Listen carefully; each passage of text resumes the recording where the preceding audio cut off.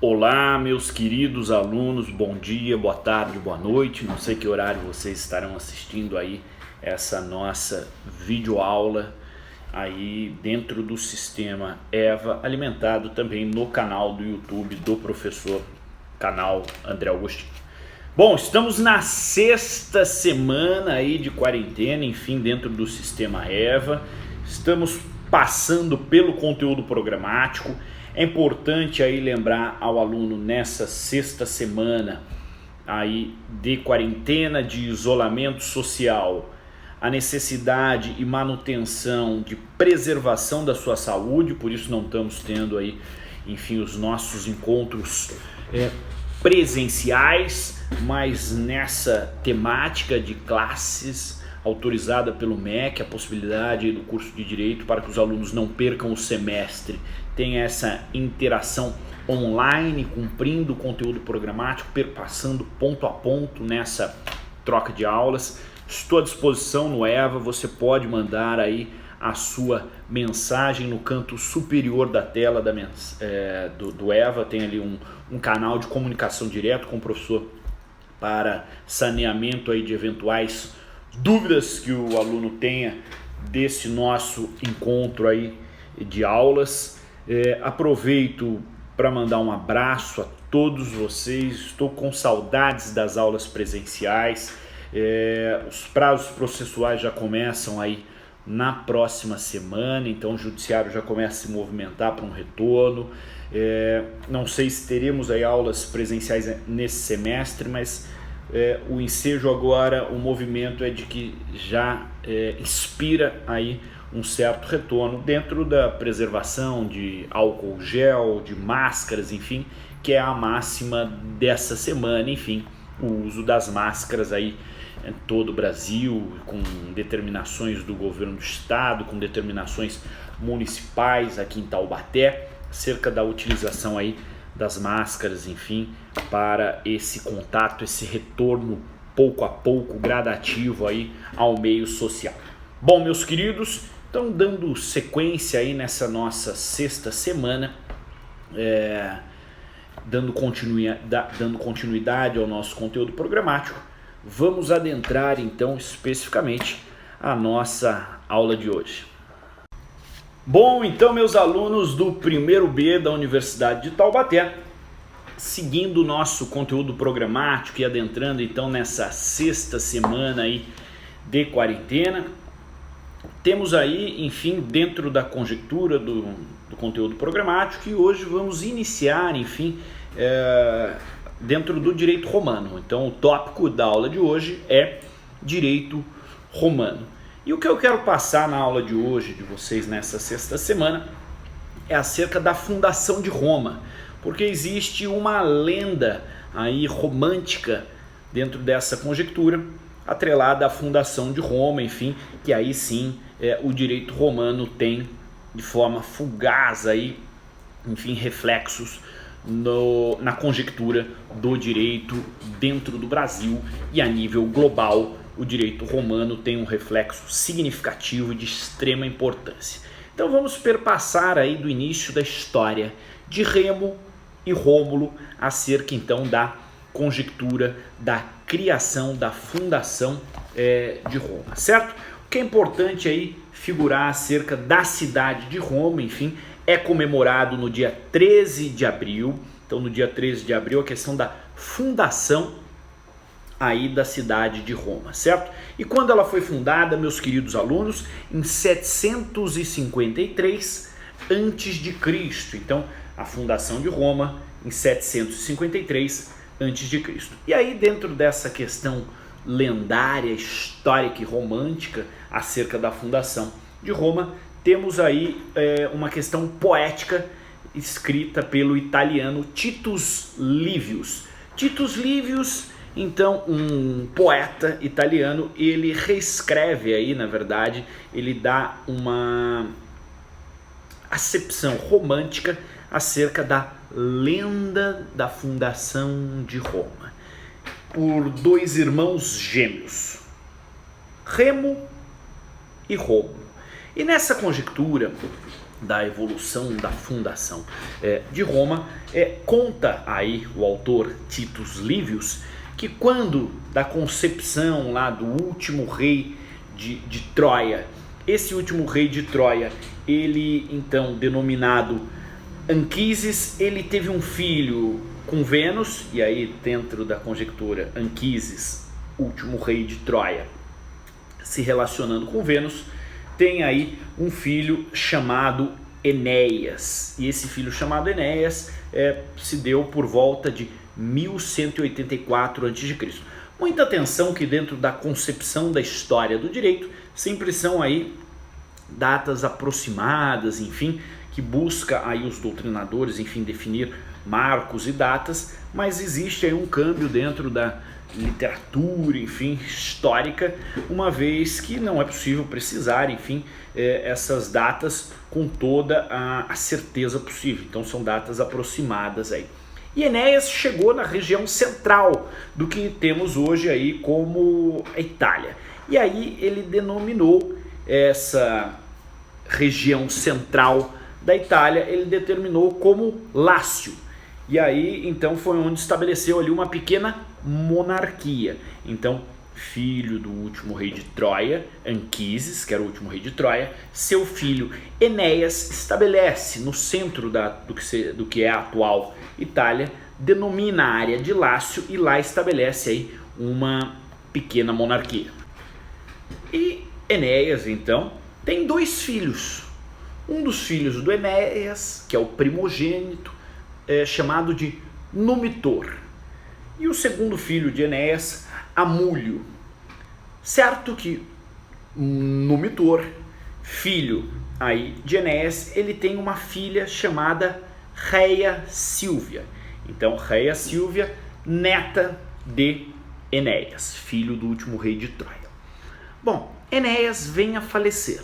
Quem assume então o trono? Quem assume ali então o poder daquela monarquia? Seguindo a conjectura de passagem, sucessão do trono real de forma direta, é o filho primogênito. Então quem assume é Numitor, filho primogênito de Enéas, e não Amúlio, que é o segundo filho, certo?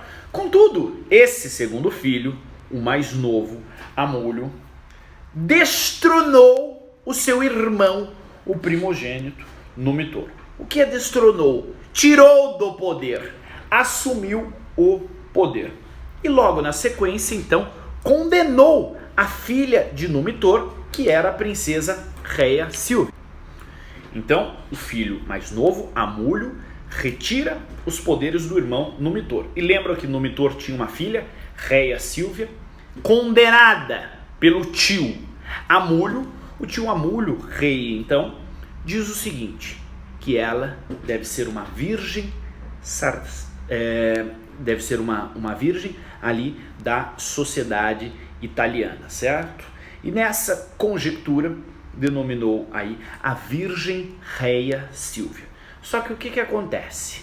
Com a determinação do rei Amúlio para que Rheia Sílvia, sua sobrinha, seja tida ali, se torne, né, se mantenha virgem, existe o condão da conjectura do deus Marte, né, dentro dessa questão tanto da mitologia que perpassa pela Grécia, dessa questão da concepção figurativa, enfim. Deus Marte, o que ele faz? Se deita com Rheia Sílvia, e aí ela deixa de ser virgem. E dessa união do Deus Marte com Rheia Sílvia nascem duas crianças, nascem irmãos gêmeos, que aí compõem a questão lendária. Esses irmãos são Remo e Rômulo. Remo e Rômulo, então, quando do nascimento, quando Rheia Sílvia vem a parir Remo e Rômulo, o que o seu tio-avô, Amúlio, determina? Ele não quer que seja passado, então, para os seus sobrinhos netos, Remo e Rômulo, a questão do trono, quando do falecimento dele. porque ainda teria a primazia do filho homem, oriundo aí da questão do primogênito, que seria aí do numitor, que teve o seu poder aí exaurido, retirado por Amulho. Então Amulho determina que seja realizado por meio do seu encarregado, ali dentro da conjectura da monarquia, a morte de Remo e Rômulo. Então é determinado pelo rei Amulho que matem os seus sobrinhos netos. E esse encarregado de realizar aí a morte de Remo e Rômulo, ele se compadece com a situação, não mata os irmãos gêmeos, filhos de Rhea Silvia e do deus Marte, e os abandona, não realiza aí, enfim, a morte deles, mas os abandona em um cesto nas correntes do rio Tibre. Bom, ficou escuro aqui. Aí, melhorou, deu uma clareada. Bom, então, esse encarregado que deixou o cesto às margens do rio Tibre, esse cesto ele vem descendo o rio, vem descendo o rio e se queda às margens do rio depois de uma queda pelas águas. Quem encontra Remo e Rômulo é uma loba. E aí essa cena é característica, vocês já viram aí esculturas, enfim, da loba amamentando duas crianças. Isso tem aí na Itália, enfim, diversas estátuas. Se você digitar no Google agora a cena, enfim, da loba alimentando as duas crianças, é a loba que encontra Remo e Rômulo às margens do rio, os pega e essa loba passa a amamentar essas duas crianças. Essas duas crianças, amamentadas por uma loba, são encontradas por um casal de camponeses pastores. Esse casal de camponeses pastores, denominado o homem Faustulus e a mulher Aca Larentia, o que fazem? Eles adotam essas duas crianças, Remo e Rômulo. E Remo e Rômulo são criados pelo casal de pastores camponeses. Quando vão crescendo e ficam adultos, Remo e Rômulo conseguem verificar e saber aí a diretriz da sua história, através então da sua respectiva origem. E aí eles sabem, através ali das histórias desse encarregado do rei, que depois conta como que foi que abandonou o casal de camponeses que encontrou com a loba, eles conseguem reconstruir a sua história e verificam que são filhos de Numitor. Numitor, que era o filho primogênito de Enéas, que era quem deveria estar governando a monarquia. Só que o seu tio, Amulho, que havia então destronado o pai de Remo e Rômulo, Numitor, Remo e Rômulo se reúnem e matam o rei Amulho. Com a morte do rei Amulho, quem volta ao poder é o pai de Remo e Rômulo, então o rei Numitor. Como gratidão aos filhos, como gratidão, na verdade, aos netos, né? Os netos da Rhea Silvia, que que teve um relacionamento com o deus Marte. Então os netos de Numitor matam o tio Amulho, tio avô Amulho, dão de volta o poder a Numitor, e o Numitor, como forma aí de beneficiar os netos, dá a região aonde eles foram encontrados pela loba, a região para eles governarem. E aí, meus queridos, quem vai governar? Quem vai governar a região ali do final do rio Tibre? Não é possível verificar aí quem irá governar. Porque pensem comigo, qual é o filho primogênito? Não é possível identificar, porque Remo e Rômulo são gêmeos. Então, numitor, rei geral. Determina a área onde foram encontrados Remo e Rômulo para serem governados pelo primogênito. Não é possível identificar o primogênito, então os dois são determinados a governarem. Só que os irmãos se desentendem. E no desentendimento desses irmãos, Rômulo mata o seu irmão Remo. E aí então, Rômulo, que acabou matando o seu irmão Remo, torna-se aí o único, ou o primogênito, a ser determinado governante.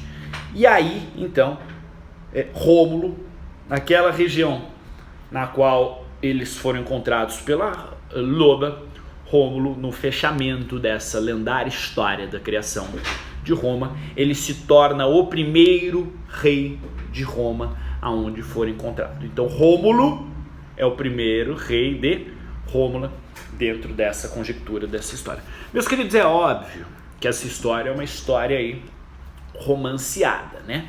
Então, pela conjectura dos estudos, de acordo com os estudos, ali a região do Lácio, enfim, ela era circundada por 7 montes: o Quirinal, o Viminal, o Capitólio, o Célio, o Esquilino, Montes Álbanos e Monte Aventino, certo? E ela era habitada ali por pastores sabinos, e esses pastores sofriam ataques aí dos estrucos.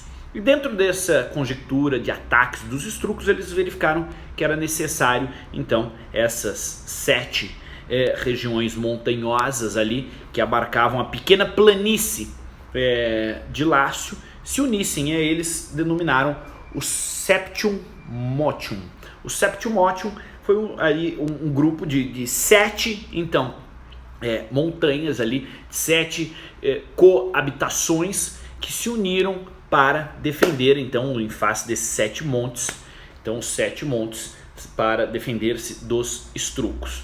E aí, nessa conjectura aí da proteção dessa união dos 7 montes com a planície de Lácio, teve aí como primeiro governante Rômulo e depois Numa Pompílio, esses dois de origem latina, e Túlio Hostílio e Anco Márcio, de origem sabina. Legal? Então tem aí de origem latina e de origem sabina.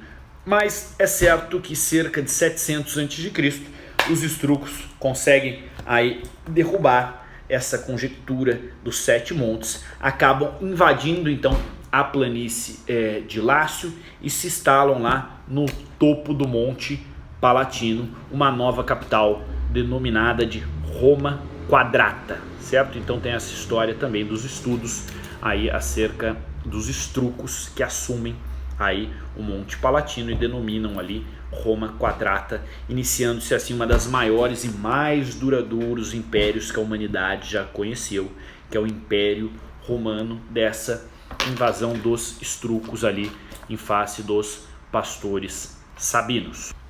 E a partir então dessa invasão, tem-se aí como conjectura principal a instituição da cidade de Roma e os seus aí arredores, tidos como o Império Romano. E o Império Romano foi o maior império, vigorou aí por 13 séculos, então é o império que mais vigorou, com mais tempo possível, o Império Romano. Ele teve uma abrangência de uma área aí com 100 milhões de habitantes, pegando aí da Inglaterra até o norte da África, perpassando da parte aqui do lado esquerdo do mapa de Portugal até hoje em dia, onde temos ali o Irã, a Turquia, que era ali o Império Persa. Então o Império Romano ele pegava Inglaterra até o norte da África, de Portugal até o Império Persa, atual Irã, Turquia hoje. Olha a dimensão, olha o tamanho desse Império Romano, que tinha ali como cidade principal a cidade de Roma,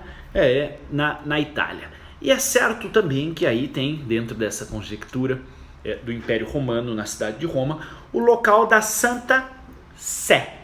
O local da Santa Sé, atrelado aí à Igreja Católica Apostólica Romana, que é de forma indubitável, enfim, independente de cada região, é aquela e principal, mais influente igreja de cunho ocidental, aí no seu caráter histórico, com a evolução das outras religiões, enfim, mas ainda com o condão histórico dentro da história do Império Romano, por isso instituído aí na cidade de Roma, também é o local da Santa Sé, da Igreja Apostólica Romana, com efeitos, com insurgência, com influência em todas as demais conjecturas de religião aqui no cenário ocidental. E aí foi então ainda na Itália, Roma, no país Itália, que surgiu aí a questão do movimento iluminista renascentista, uma das principais expressões artísticas e culturais do mundo ocidental. Então o Império Romano é o mais com maior prazo de validade, 13 séculos. O Império Romano teve aí o seu prazo de durabilidade. Tido Roma hoje em dia na Itália, é o nascimento aí da questão iluminista, que é uma configuração artística, e também aí da questão da religião, com aspecto histórico, enfim, de suma importância dentro da relação humana, da relação social. E na conjectura do direito, os reflexos então de uma sociedade, de um império tão concatenado, tão duradouro, enfim, tem aí um direito, e é claro que o nosso direito brasileiro, ele tem o seu berço, ele tem o seu nascimento dentro do direito romano, então tem especial influência jurídica aí o nosso ordenamento, o direito atual, então, brasileiro no direito romano. E é por isso, meus queridos, que temos aí terminologias em latim. E é certo que o português tem a sua origem no latim, tem a origem latina, e isso então só fomentou ainda mais a manutenção do uso dos termos em latim. Mas como a sua origem em Roma, e aí um idioma definido, o latim, por isso as terminologias ainda são encontradas aí em nomina paratus, pronto para tudo, pacta sunt servanda, aquilo que está pactuado deve ser cumprido, enfim, as temáticas, e aí você, aluno do primeiro ano, verá aí nas demais aulas, enfim, a evolução dos termos em latim e a utilização ainda muito atual, em pleno século XXI, no direito brasileiro, dos termos em latim, dentro dessa concepção aí jurídica, em face do direito romano ter sido aí o berço, enfim, do nosso direito brasileiro. Legal? Então essa nossa aula de hoje é uma aula mais curta, enfim, estamos avançados aí no nosso conteúdo programático, então queria passar acerca dessa lenda da fundação de Roma, os efeitos aí da história da criação de Roma, do Império Romano, e o império mais duradouro, enfim, da sua duração de 13 séculos, e os reflexos aí então dessa estrutura do Império Romano como um berço do direito atual, enfim, no Brasil. Para a próxima aula, entraremos aí na monarquia romana e depois na república romana, então dando continuidade ao tópico do direito romano, que é aí um tópico mais elastecido, mais abrangente aí da disciplina de vocês, História do Direito, tá bom? Grande abraço a todos vocês, não vejo a hora de termos aí novamente as nossas aulas presenciais, aquele nosso contato direto, tá bom? Grande abraço a todos.